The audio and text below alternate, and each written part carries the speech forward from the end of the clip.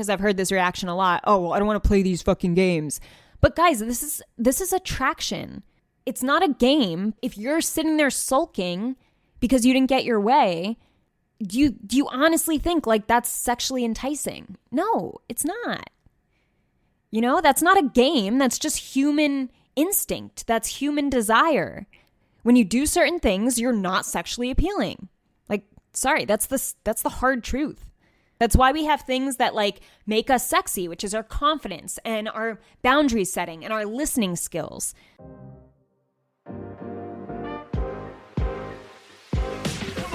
Welcome to What I Love About Sex, where some incredible guests and I, Steph Kanowski, will be bringing you the tools for improving your sex life with topics such as sex issues with your partner, sexual self-confidence, premature ejaculation, sexual shame, masturbation, sharing your fetishes, orgasmic pleasure, and more. Sex is still so taboo, and I personally believe that by improving our understanding and communication skills around sex, we can enhance our own self-pleasure as well as deepening our long-term romantic relationships. So listen in, try to stay open-minded, and let's get started.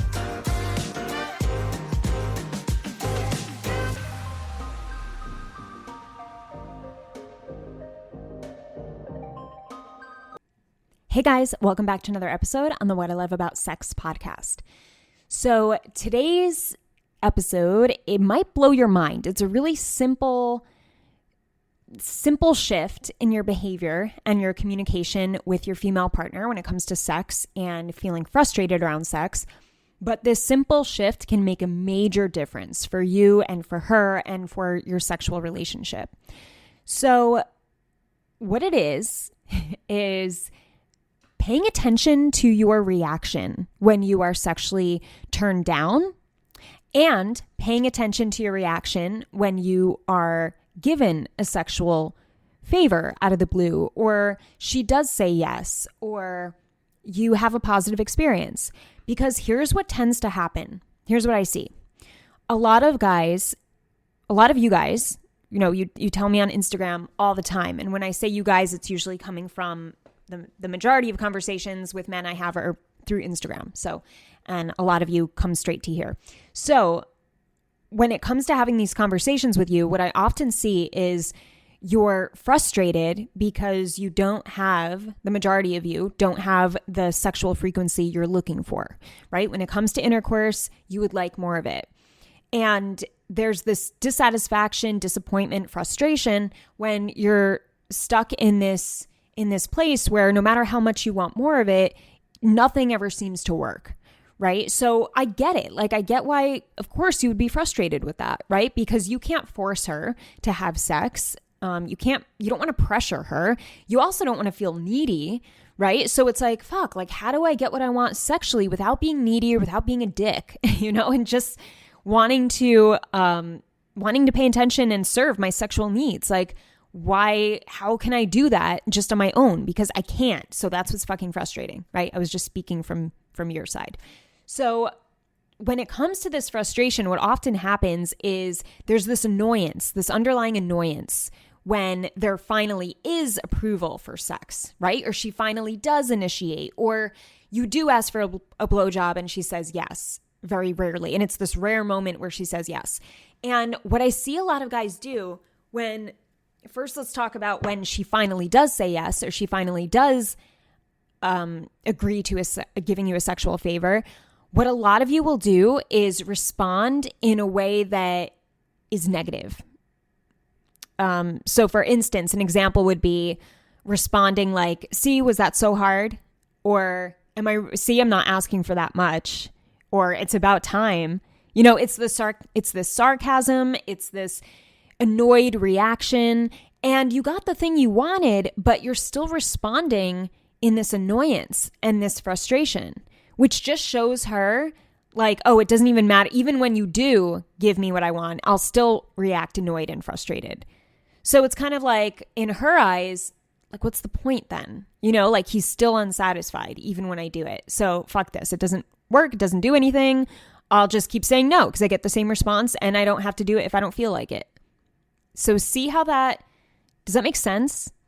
And I'm not saying that the woman is always in the sexual power seat in terms of determining when you have sex. Some of you, it's the total flip side. But for the most part, what I have seen from my Instagram and my conversation with hundreds of men on there and my clients, right?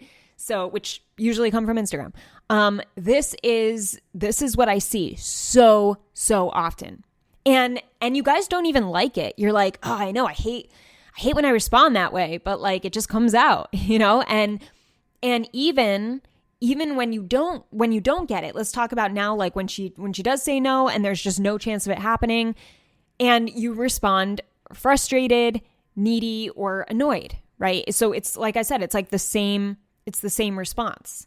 And this isn't all of you, but it's a bunch of you. So when you don't get what you want sexually and you ask or initiate sex and she turns you down, pay attention and think right now, like, how do you respond to that? Do you respond like, oh, yeah, I figured? Or do you respond like just sulk and sit there and like act annoyed? Do you respond like angrily? Is it like, all right, well, this never happens, and kind of just get defensive right away about it? Like, what is your response? I'm not saying any is right or wrong. I'm just getting you to think about what is your common, consistent response. I want you to write these down right now, if you can. Obviously not if you're driving, but I want you to think like when you are denied sex when you want it, what is your typical reaction? We'll say typical. What's the most consistent reaction you give and the emotion behind it? Think on that right now. What is typical for you? Right? Now think of what's your typical reaction when she finally does give in and not give in, not that it's always a chore. I shouldn't say it that way. But sometimes she doesn't feel like it, but she does it because she cares about you or she wants you to be sexually satisfied, So like, and other times she really is in the mood and it's like, she's finally in the mood. Capture the moment. So yeah, there's different ways. But let's say when she does say yes to sex or she does initiate, how do you respond to that? What's your typical action and the typical emotion behind it?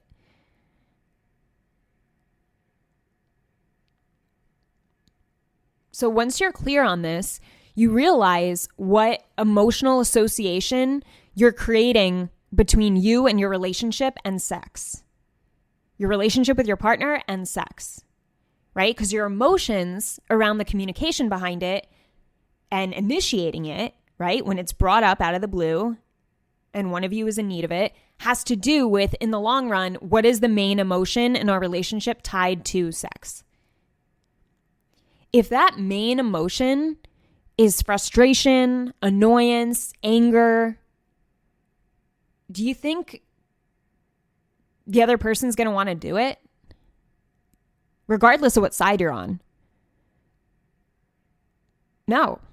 And most likely, you're both going to want to have less of it because it's just this thing that never has a positive reaction, doesn't feel good for either of you. And a lot of guys probably wouldn't have it because of the emotional feeling behind it. But the only reason why they keep initiating it is because they're frustrated and they have like a physical need, right? And you may feel this way.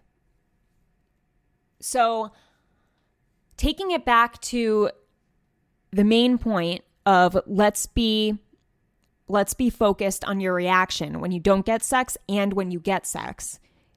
These reactions, emotional reactions and physical reactions, right? What's the action you take? What's the emotion you feel? Are really important to understand, like what is overall the most common action and the most common emotion. And will that common action and emotion be likely to enhance our sex life or deteriorate it? And like I said, this is not your fault. Just because you're getting less sex, you're the partner. If you're the partner who wants it more and is getting less and is feeling that frustration, doesn't mean that this is up to you to fix it. But what it does mean is that it's up to you to be very aware of what you can do to salvage this sexual relationship. Because if you think about it, like from a man to have the reaction of sulking or, feeling sorry for yourself or getting angry right away, like think about how that creates desire in the moment for your female partner. To be a man who sulks or get mad because he didn't get his way. It's not sexy. It's not attractive. It's not desirable. So, if you're like sitting there sulking or you're reacting negatively by like getting angry, she's that much less likely to want to have sex with you. Right? Like if a guy said to me like, oh, well, it's about time. See, it wasn't that hard to blow me. I'd be like, oh, fuck you. Like, why? Like, you're not strengthening the sexual relationship when you say things like that. You're breaking it up. And this doesn't mean that, because I know it could sound like, all right, well, like, what the fuck? Like, what am I supposed to do then if, it doesn't seem fair, like, it's not right, like, how am I supposed to get, like, I am frustrated, like, it's a sucky situation and I'm frustrated. When it comes to that, you need to set boundaries. Like, I had a client who felt this way. He wasn't getting as much sex as he wanted, right? And he literally said to when we talked, he was like, yeah, like, and I initiate and she always says no. And it's just like, even me jerking off and like her helping me, like she says no to that. And I'm just like, fuck, like, and sometimes I just wait up in bed for her and it's just frustrating because I don't know if she's going to say yes or no. And then I'm losing sleep and I'm wasting time just sitting there waiting for her. And I feel like fucking like, like I feel stupid for sitting there waiting for her. And then she ends up turning me down anyway. And I just get really angry because it's like, I'm angry at myself for just not, for waiting there for her. And I'm angry at her for not giving me, what I need in that moment. So see how that needs a boundary. And this is a lot of, excuse me. This is a lot of guys are in this situation. So what I told him to do was like, create a boundary around it. Like, do your thing anyway. You don't have to wait for her to sexually relieve yourself. And it's that much more powerful and you show that much more confidence when you show her that you're not needy for her to take care of yourself. So what did he do the next time he asked her to have sex and they were in bed? She said no. And he said, all right, I'm going to jerk off. And he did. And he started doing it. And she was just like, what? She didn't say that, but she like, had a head turn and then she started helping him. And then they ended up having a hot moment together, and she was into it because she's like, wow, like this guy isn't needy for me. Like he's not waiting around. Like that was sexy. That was sexy for him to just be like, all right, well, I'm going to take care of myself anyway. Like, and he wasn't angry at her. He wasn't a dick about it. He didn't show annoyance. He didn't like sit there and sulk and get upset. He just took matters into his own hands, which showed a lot of confidence, which shows desire and can instantly flip a woman's decision to want to be sexually close to you. And this is, you may feeling like at this point, because I've heard this reaction a lot, oh, well, I don't want to play these fucking games. But guys, this is attraction. Like, it's not a game, but if you're sitting there sulking because you didn't get your way, do you honestly think like that's sexually enticing to be sitting there sulking? No, it's not. That's not a game. That's just human instinct. That's human desire. When you do certain things, you're not sexually appealing. Like, sorry, that's the hard truth. When you do certain things, you are not sexually appealing. When you act a certain way, when you behave a certain way, it's not always sexy, right? That's why we have things that like make us sexy, which is our confidence and our boundary setting and our listening skills.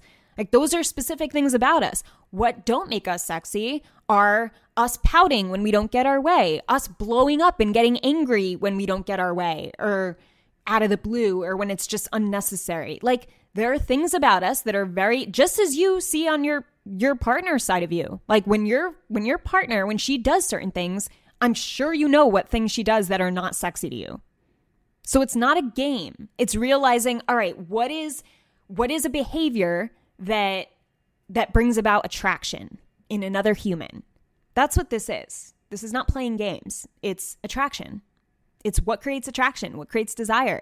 What personality traits and behaviors create attraction and desire.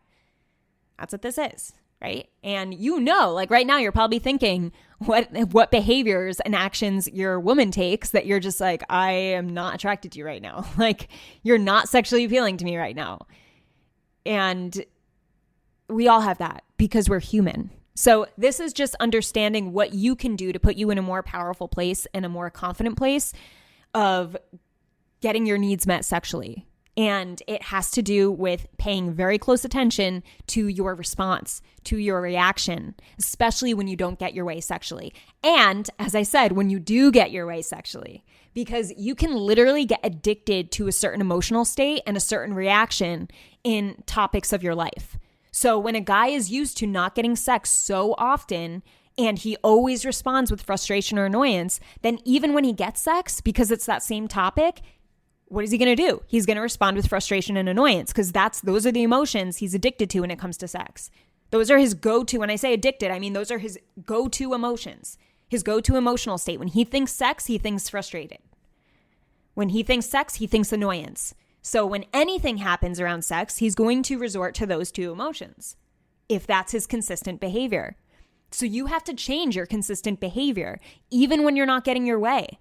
Because then when you do get your way and you have a reaction that is sexually appealing and that shows confidence and all those good things I talked about, then you will also respond that way when you don't get your way. Just like my client, when he just took matters into his own hands, that was a very confident, sexy response. He didn't get his way, but that was a confident, sexy response. And then it actually brought her immediately to him sexually. Right? So just take note of that. Very interesting, right? Anyway, that is today's episode. I hope you enjoyed that. I am also wanting to inform you guys of a 20-day challenge that actually starts today. And this is in my OSPA group. So if you have joined Overcoming Sexual Performance Anxiety, my course, which you can find on my website, StephanieGanowski.com, I'll link it in the description. Or if you want to join and hop into this 20-day challenge I'm doing, it will help you create a new habit with your mindset around sex. All right. So if you want to join today, because today is day 1 of the challenge, but it's going to be going on for 20 days. So you will get a daily email and there's going to be 2 calls a week. It's going to be really helpful because what we're doing is it's creating a habit. That's why it's 20 days in a row. And it is making you think, making you aware with things like this and making you think a new way when it comes to sex. All right. So let me know if you have any questions. You can always email me at info@StephanieGanowski.com, or don't DM me because I have too many DMs. Okay. That is it, guys. Have an amazing morning, evening, or night, wherever you are in the world, and I'll talk to you soon. Bye. I hope this episode helped you. If it did, I would love for you to leave me an iTunes review. It would mean the world to me. You can also screenshot your favorite episodes and tag me on Instagram @StephGanowski. And before I go, remember, your sex life is as good as you make it out to be. Until next time.